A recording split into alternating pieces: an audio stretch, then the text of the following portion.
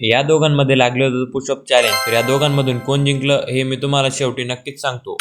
जय श्रीराम मित्रांनो, मी सिद्धांत स्वागत करतो आपल्या 30 डे व्लॉग सिरीजच्या डे 7 मध्ये. आजचा दिवस थोडा खास होता कारण आज होतं आपलं प्रेझेंटेशन. मग सकाळी तयारी वगैरे करून आलो मी कॉलेजला. मग बोर्डवर आपली पीपीटी लावून चेक केली तर ती प्रॉपरली वर्क करत होती. थोड्याच वेळात सर आले आणि चालू झाले मग एकेकाचे प्रेझेंटेशन सुरू. जसा जसा पोरांचे प्रेझेंटेशन होत गेले तसा माझा नंबर पुढे येत गेला. माझे एक्सप्रेशन बघू शकतात तुम्ही. मेरे को तो ऐसा धक धक हो रहा है. नेक्स्टला आपलं प्रेझेंटेशन होतं. शेवटी आपला बी नंबर आला. चालू झालं आपलं प्रेझेंटेशन. पहिले जेमतेम प्रिपरेशन केली आणि बोर्ड पण मजाक करायला लागला आपल्यासोबत. वर जाऊन जसं बोललाय, मला नाही वाटत सर चांगले मार्क देतील. तरी पण सरांनी 25 मधून 18 मार्क दिलेच.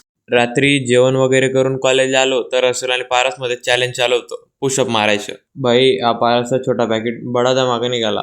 एक सोबत डायरेक्ट 50 पुशअप काढले भावाने. तर या चॅलेंजच्या विनर आहे पारस. भेटूया पुढच्या व्लॉग मध्ये.